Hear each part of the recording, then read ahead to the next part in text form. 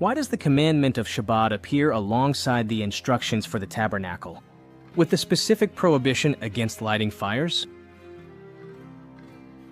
There is a profound connection between rest, holiness, and fire.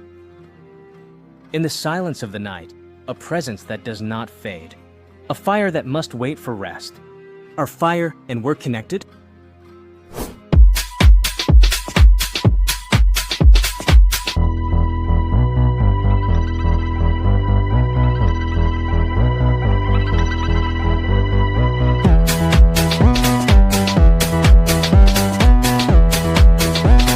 Shalom, Shalom. Welcome back to your channel, Mishnah TV.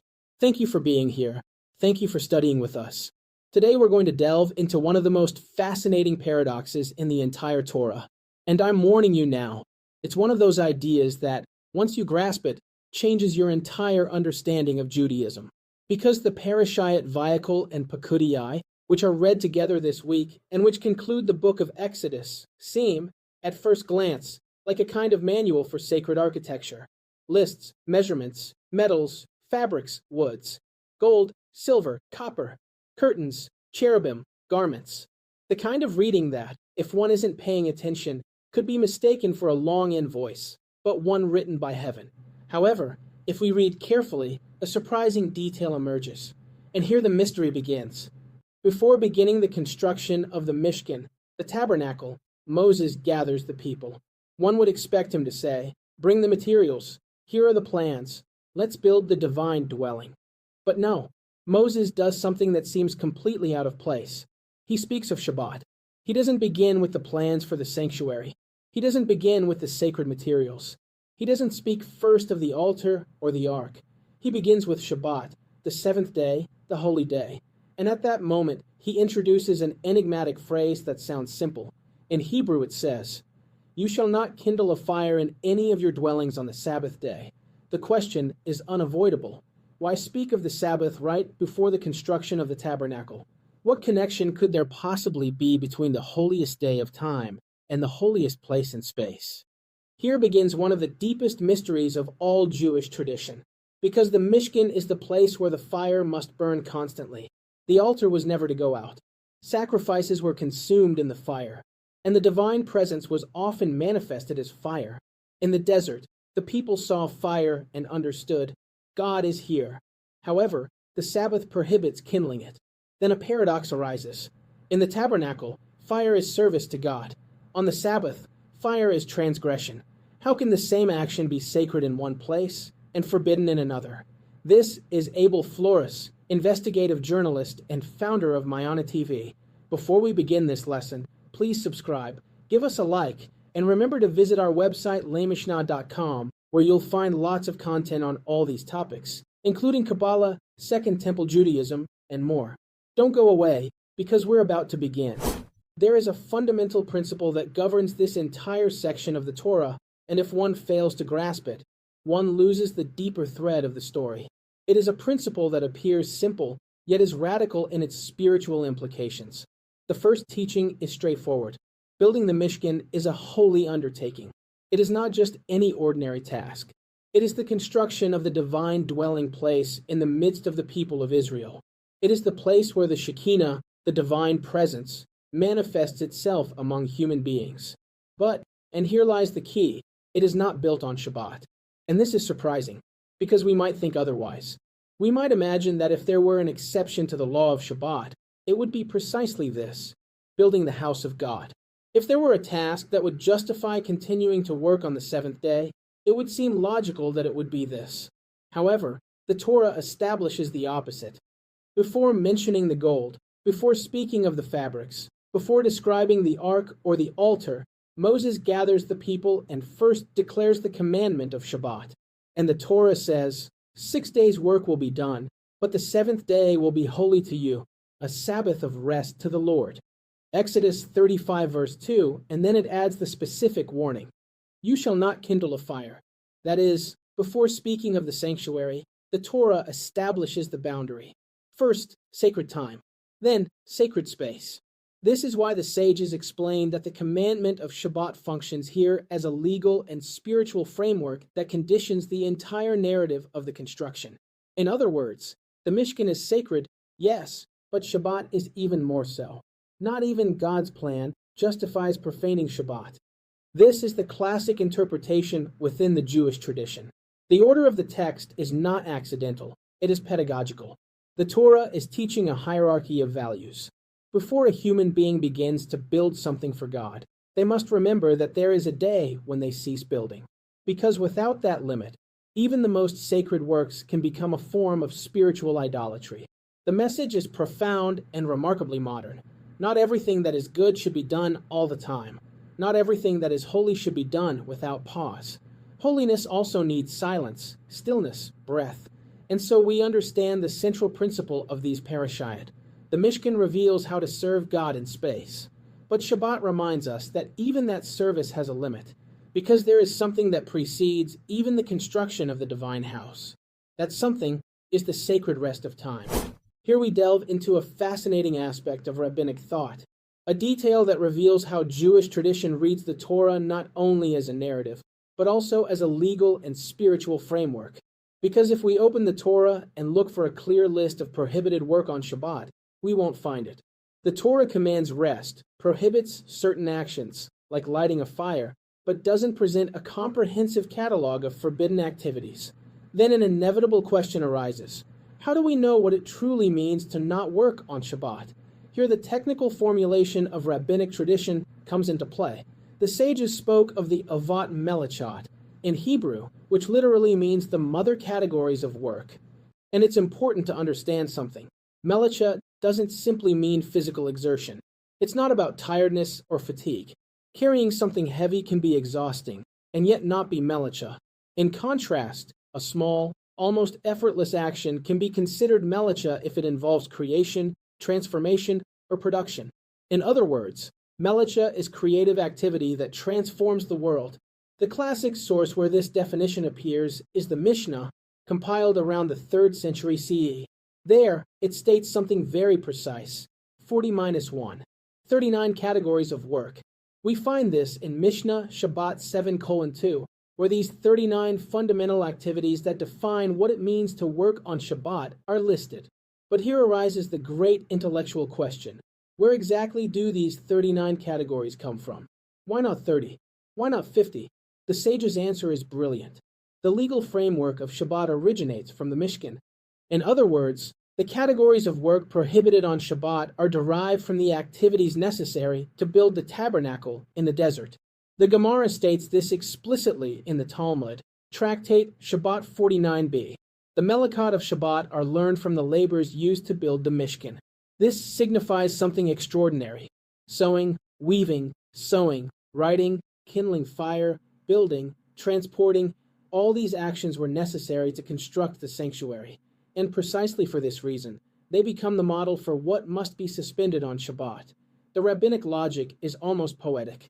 For 6 days, humankind imitates God by creating, organizing, and transforming the world. But on the 7th day, it halts the very same actions that allowed the sanctuary to be built. Why? Because Shabbat reminds us of something fundamental. The world not only needs creation, it also needs pause. And thus we discover a profound idea. The Mishkan defines how holiness is built in space. But Shabbat teaches us when to stop that building in order to sanctify the time. We thus arrive at a profoundly elegant, almost paradoxical, halakhic conclusion. Shabbat is not defined by an arbitrary list of prohibited things. It is not a capricious catalog of restrictions. In the logic of the Torah and the sages, Shabbat is defined by something much deeper, by the human actions that build the world, that which transforms reality, that which organizes matter, that which converts potential into concrete work. That is what tradition calls malacha, creative work. And what is the supreme model of this sacred creativity? The Mishkan. The tabernacle was the highest human project described in the Torah, a construction where every thread, every piece of metal, and every measure participated in the creation of a space for the divine presence. That is why the sages understood something extraordinary. To know what it means not to work on Shabbat, we must observe precisely what was done to build the Mishkan. This is established by tradition. The 39 categories of malacha, enumerated in Mishnah Shabbat 7:2, are derived from the labors necessary for its construction, a principle that the Gemara clearly explains in Talmud Shabbat 49b. And here the final paradox arises. The Mishkan teaches us what creative work is, but Shabbat commands us to stop that very work. That is, we understand Shabbat by looking at the Mishkan, but Shabbat, at the same time, halts the Mishkan.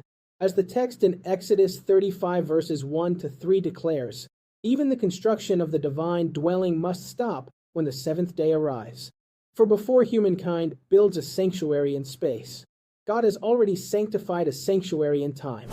Now we arrive at an extraordinary conceptual tension, perhaps one of the most elegant in all of biblical theology. And here appears the most powerful pedagogical axis for understanding these parashot. On one hand, there is the Mishkan and later the temple. There, holiness is concentrated in space. There is a specific place where the divine presence manifests itself with intensity. Not just any place, not just any mountain, not just any city. A precise point in the world where heaven and earth seem to touch. The Mishkan is, so to speak, sacred geography. But Shabbat functions differently. Shabbat does not depend on a place. It does not need a building, an altar, or a holy city. Shabbat arrives every 7 days in all the places where a human being enters into that divine rhythm. Shabbat is sacred time. And here is the tension that the Torah deliberately constructs. Holiness in space and holiness in time. The Torah forces this contrast to teach us something very profound. The divine presence doesn't depend solely on a place. It's not just a matter of geography. Holiness also lives in the rhythm of existence.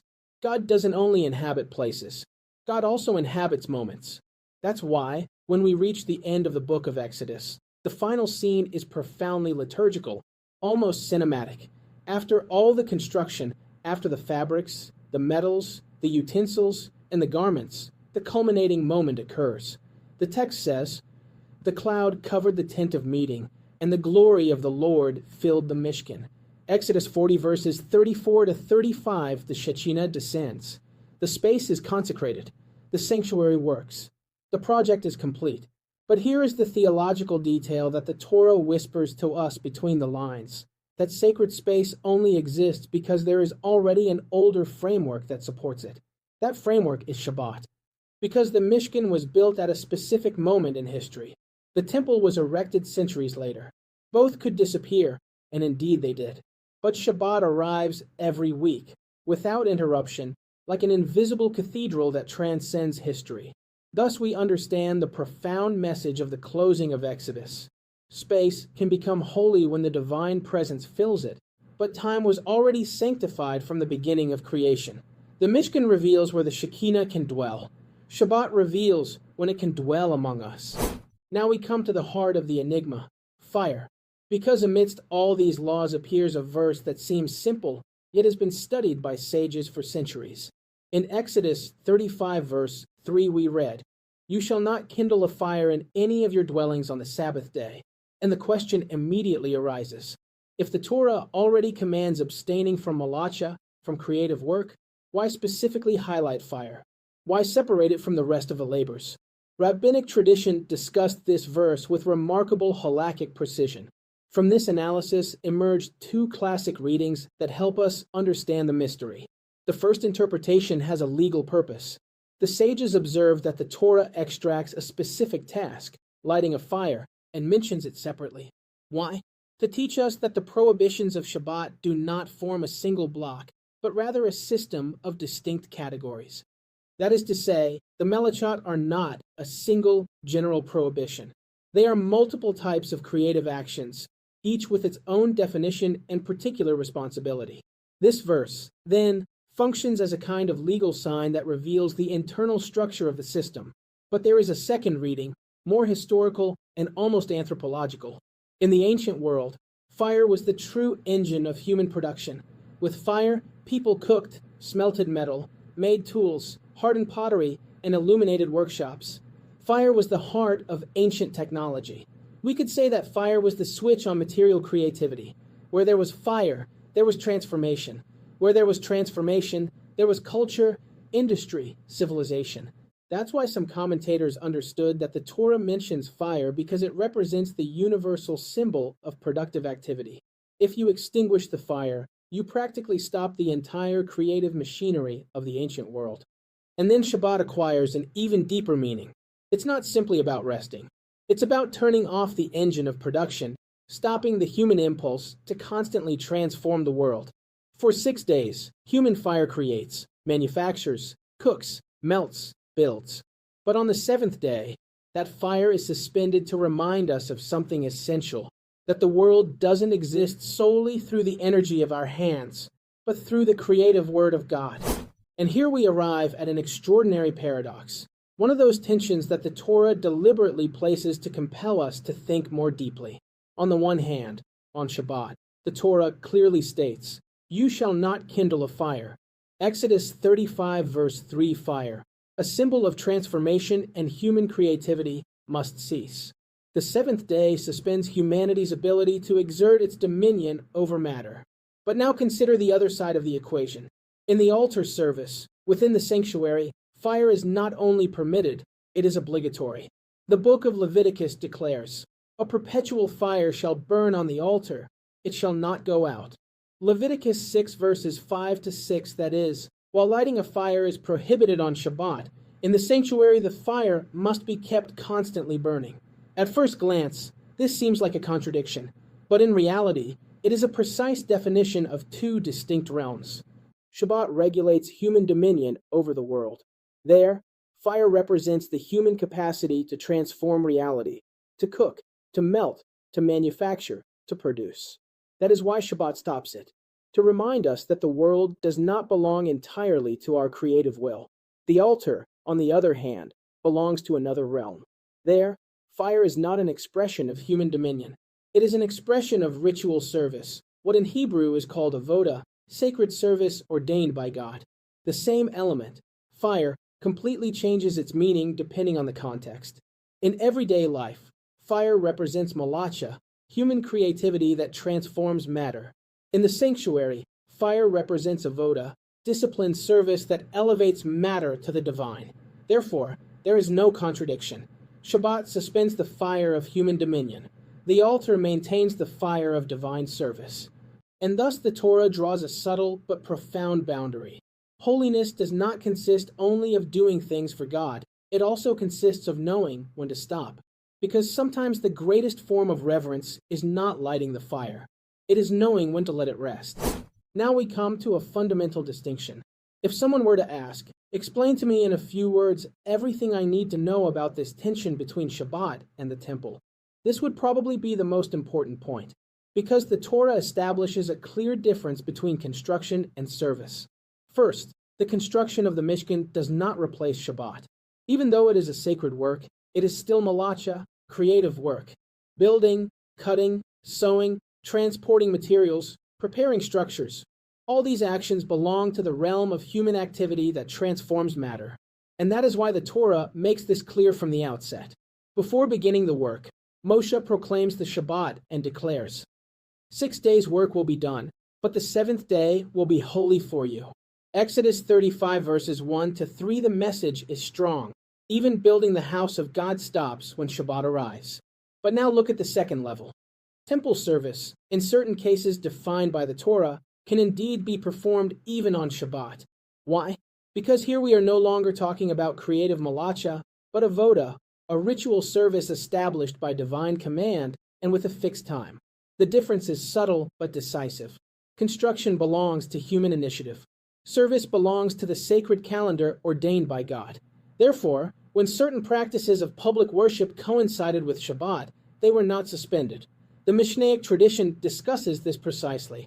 A classic example appears in Mishnah Pesachim 6:2. When some necessary procedures of the Korban Pesach coincided with Shabbat, certain actions were performed nonetheless, not because Shabbat ceased to be important, but because that sacrifice had a time fixed by the Torah.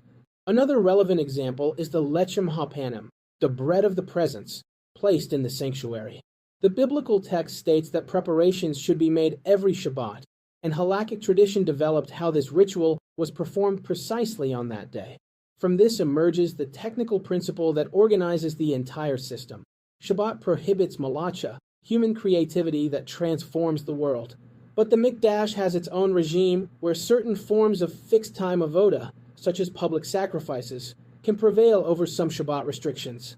And this allows us to formulate a phrase that summarizes this entire structure of thought. A simple phrase, but theologically very precise. On Shabbat, construction stops. In the temple, service does not stop, because building belongs to the human world of creation. But serving, in the sanctuary, belongs to the eternal rhythm of the encounter between God and the people. Why does the commandment of Shabbat appear alongside the instructions for the tabernacle, with the specific prohibition against lighting fires? There is a profound connection between rest, holiness, and fire. In the silence of the night, a presence that does not fade, a fire that must wait for rest. Are fire and we're connected? There is a very subtle, very technical, yet profoundly instructive Talmudic principle. One of those brief phrases that, when properly understood, illuminates the entire system. The expression is Ein Shabbat B'yei Mikdash. It literally means, there is no Shabbat in the temple. Now, if one hears this out of context, one might think something dangerous, that Shabbat does not apply in the temple. But that is not the idea at all. In fact, the temple is one of the places where the sanctity of Shabbat is taken most seriously. So what does this phrase really mean? To understand it, we must remember that in halakha there are two levels of prohibition. The first level consists of the Torah prohibitions themselves, the melachot, kindling of fire, writing, building, harvesting, and the other fundamental categories.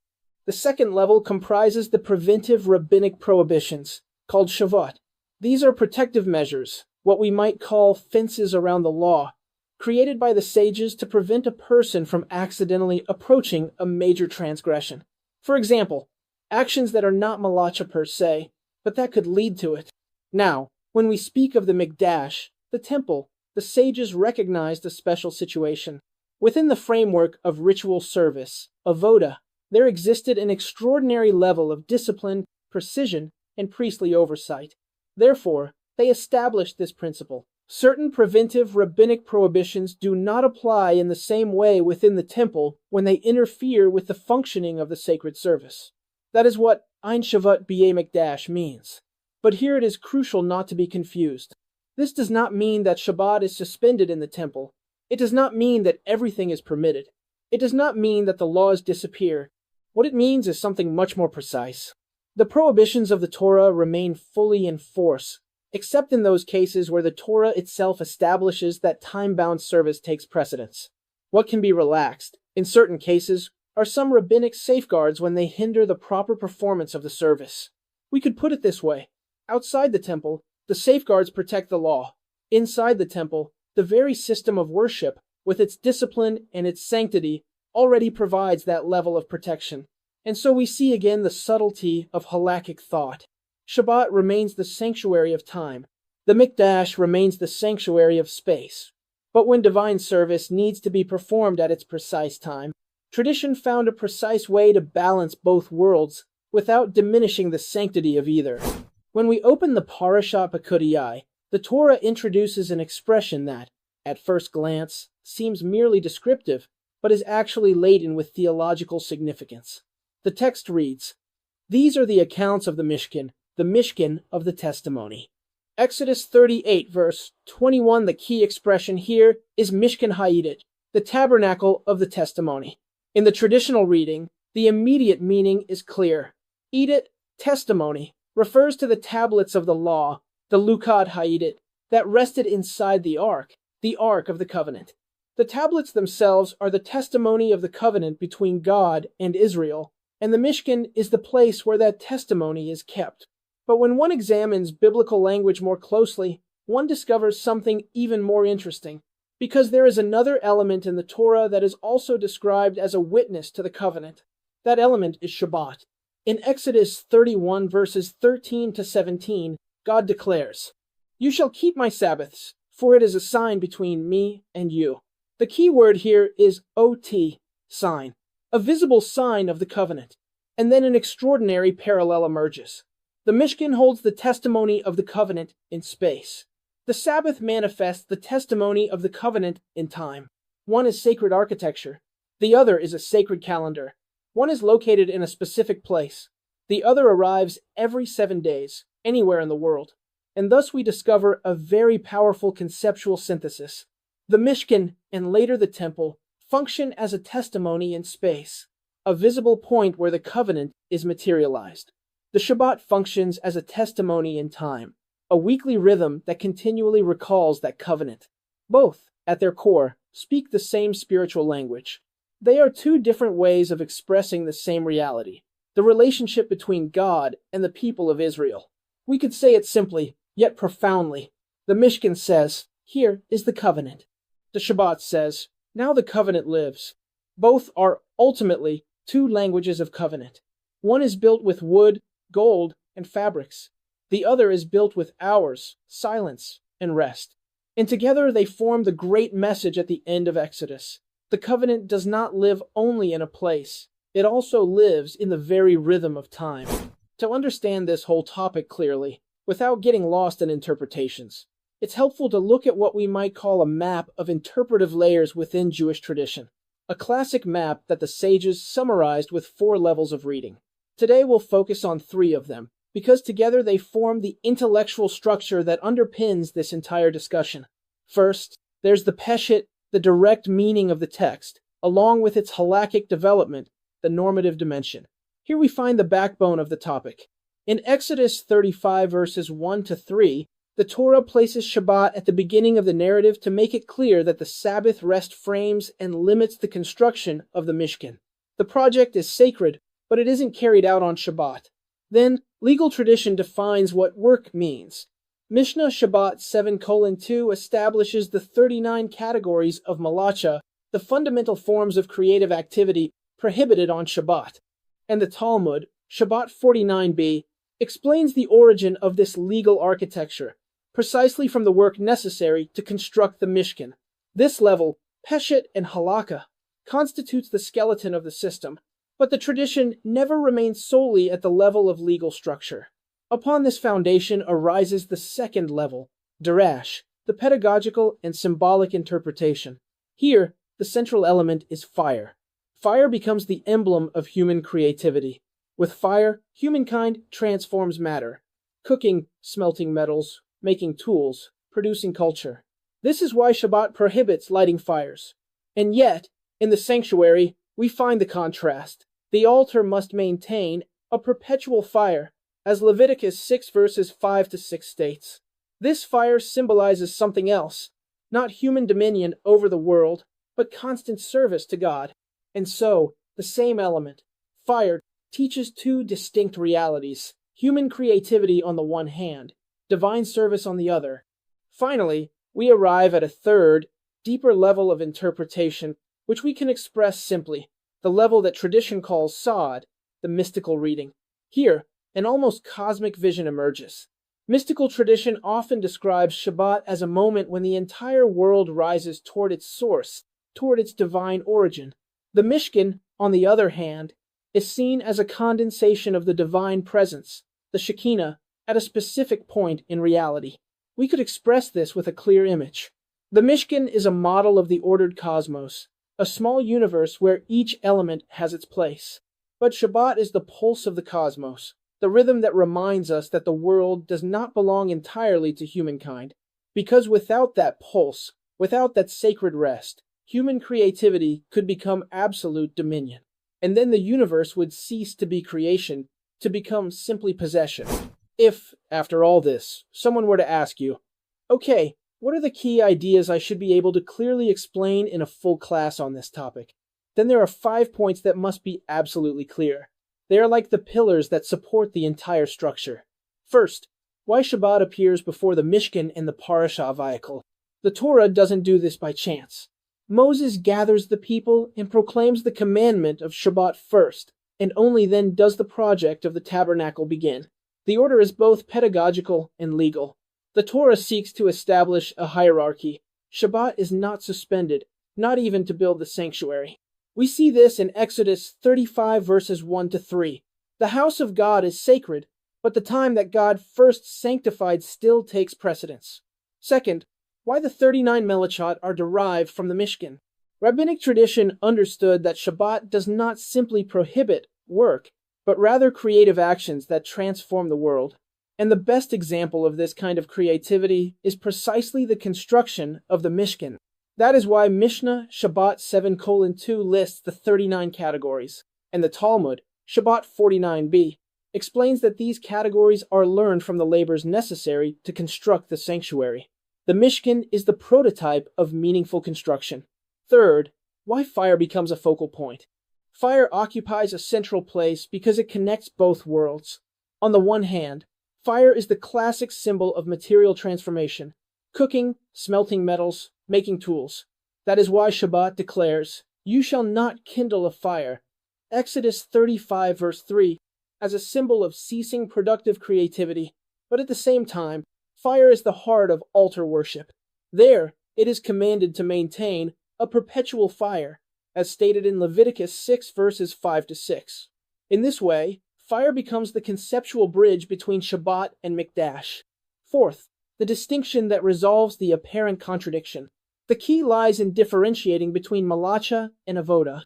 The construction of the Mishkan belongs to the realm of malacha, human creativity that transforms the world. That is why it pauses on Shabbat. The temple service belongs to the realm of avoda, the ritual service ordained by God. Furthermore, the Torah itself introduces another interesting distinction when it says, "You shall not kindle a fire in all your dwellings." That is, civil life, the house, the workshop, the city, has a different regime than that of the sanctuary, where there is a particular system of sacred service. And finally, we arrive at the fifth point. What does it really mean that in the temple some things change? Here we find the Talmudic principle, Ein Shavat B'yei Mikdash. But it is crucial to understand it correctly. It is not a blanket license. It does not mean that Shabbat disappears within the temple. It means something much more technical.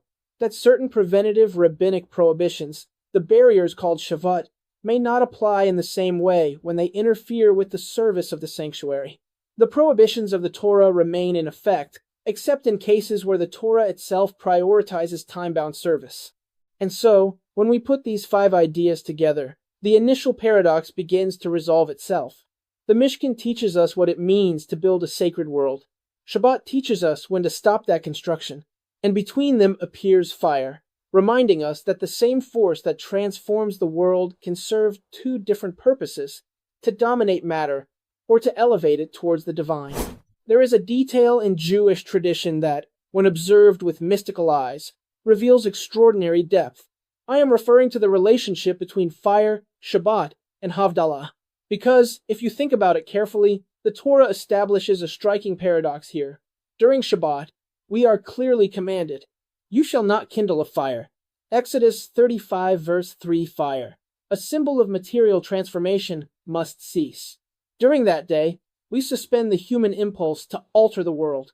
But then Shabbat ends, and something surprising happens. In the Havdalah ceremony, which marks the transition between the sacred and the everyday, we recite a very specific blessing over fire. The blessing says, "Blessed are you, who creates the lights of fire." That is, the very element that was forbidden to light throughout Shabbat becomes, precisely at its end, the center of the ritual that returns us to the world of action. Why? The mystical tradition answers with a profoundly beautiful idea. In the Kabbalistic interpretation, fire is not simply combustion or physical energy. Fire represents the spiritual force of transformation that human beings possess within creation. It is the spark that allows us to transform matter into culture, nature into civilization, potential into reality. During the 6 days of the week, this creative energy is active. Human beings transform the world. They build, produce, invent, and organize. But Shabbat changes our relationship with that energy. Shabbat does not destroy human creativity. It does not condemn it. What it does is reorder it. For 24 hours, we suspend the use of that creative fire to remember something fundamental, that the world's energy doesn't originate solely from our hands. First comes divine creation, then comes human creativity, and then, when Shabbat ends, Havdalah returns that energy to us. That's why we light the fire and gaze at it intently. The sages even taught us to observe our fingernails in the light of the flame, as if we were rediscovering the power of light. It's a very profound symbolic gesture. After a whole day in which humankind relinquished its control over creation, it now receives back the ability to transform it. Jewish mysticism describes it almost as a spiritual reset of the world. Shabbat purifies humankind's relationship with creative energy, and Havdalah returns it to us, but now with awareness. Thus, the fire that reappears at the end of Shabbat is no longer simply a tool. It becomes a reminder that all human creativity must begin and end by acknowledging the divine source of all light. In the Kabbalistic tradition, fire is never simply a physical phenomenon. It is not just heat, light, or combustion. Fire is one of the great spiritual symbols with which the sages attempted to describe the inner dynamics of human beings and their relationship with the divine.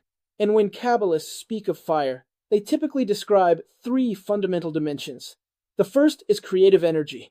Since the dawn of civilization, fire has been the tool that allows human beings to transform matter. With fire, food is cooked. With fire, metals are smelted. With fire, tools are made. In other words, with fire, human beings cease to be passive inhabitants of the world and begin to transform reality. Therefore, in spiritual terms, fire represents the creative power of human beings in the physical world.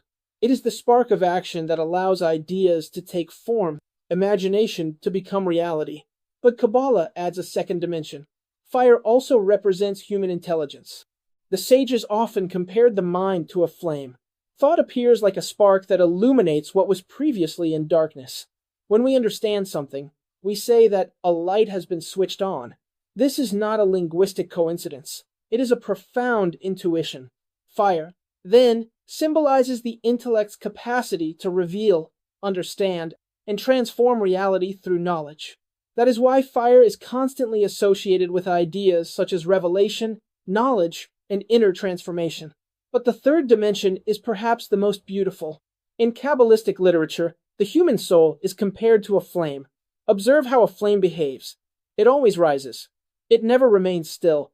Even when tied to the wick, its natural movement is to rise upward. Mystics saw in this gesture a mirror of the human soul. The soul lives in the body, as the flame lives in the wick. But its deepest impulse is to ascend, to rise, to seek its origin. That is why fire became a symbol of the soul's spiritual yearning, of the desire to return to the divine source from which it comes. And so, in a single image, Kabbalah unites three levels of human existence. Fire is the creativity that transforms the world. Fire is the intelligence that illuminates the mind. And fire is the passion of the soul that seeks to rise toward God. Perhaps that is why the Torah treats it with such reverence. Because in fire burns something more than physical energy. The mystery of the human spirit also burns. There is a very particular moment at the end of Shabbat that, if we look at it closely, reveals extraordinary depth. That moment is Havdalah, the ceremony that marks the transition between Shabbat and the workday. The word Havdalah literally means separation or distinction. It is the spiritual act that acknowledges the boundary between sacred time and everyday time. And at the heart of this ceremony appears a very significant gesture, the blessing over the fire. The text reads, "Blessed are you, creator of the lights of the fire." Now, this detail is not accidental. Jewish tradition rarely places a symbol at the center of a ritual without a profound reason. Throughout Shabbat, humankind has suspended its power to transform the world. We don't light a fire, we don't perform malacha. We don't exercise that creative dominion over matter. It's as if, for an entire day, humankind learns to inhabit the world without trying to alter it. But when Shabbat ends, something changes. The everyday world begins again. Responsibilities, work, construction, and human creativity return. And it is precisely at that moment that fire appears. Tradition sees something symbolically powerful in that moment. Fire represents the human capacity to transform reality. With fire, we cook, we manufacture, we melt metal, we produce energy. It is the classic emblem of creative activity. That is why Havdalah includes this blessing. The blessing acknowledges the moment when humanity regains the permission to transform the world. During Shabbat, that power was suspended. Humankind ceased acting as architects of reality to remember that creation belongs first and foremost to God. But now, as Shabbat ends, that power returns to our hands. And then we light the flame, observe it attentively, bring our hands close to its light, and recite the blessing. It is a small gesture, but profoundly symbolic, because Havdalah not only separates Shabbat from the rest of the week, it also reminds us of something essential. Human beings have the power to transform the world, but that power must always begin with awareness. First, we remember the Creator. Then we use the fire again. After traversing this entire path, Shabbat, Mishkan, fire, altar, Havdalah, we discover that the Torah isn't just speaking of ancient laws. It's teaching a profound insight into human power and its limitations. Because ultimately, it all revolves around the same question: what does humanity do with its capacity to transform the world? The Mishkan represents the grandeur of that capacity. Humanity takes gold, wood, fabrics, fire, and builds a place where the divine presence can manifest. It is human creativity at its highest. But just before beginning that construction, the Torah introduces Shabbat, as if to say, before you begin to transform the world, remember something. Remember that the world is not yours. That's why Shabbat stops the fire. It stops production, technology, construction, the activity that defines human civilization. For an entire day, humanity ceases to dominate reality and simply learns to inhabit it. And then something extraordinary happens. When Shabbat ends, during Havdalah, we rekindle the fire. But it is no longer the same fire. Now it is a conscious fire. A fire that reminds us that human creativity is powerful, but not absolute. That we can transform the world, but we are not its masters. That we can build sanctuaries, but the first sanctuary is the time that God sanctified. And here appears the great teaching that runs through this entire story. The Mishkan teaches us how to build a space for God. Shabbat teaches us how to build a human being who remembers God. And between the two, the fire burns. The fire of intelligence. The fire of creativity. The fire of the soul that longs to rise. The Torah does not ask us to extinguish that fire forever. It asks us for something much deeper, to learn when to ignite it and when to let it rest. Because a civilization that never extinguishes its fire ends up consuming itself. But a humanity that knows how to pause, breathe, and sanctify time discovers that even in the silence of Shabbat, a flame continues to burn, a divine flame. Thank you for reading this far. Remember to subscribe, give us a like, and visit our website laymishnah.com, where you'll find articles and additional information related to this lesson, as well as our free course on the entire Mishnah. This is Abel Flores, founder of Mishnah TV. Here are a couple of videos for you to continue studying with us.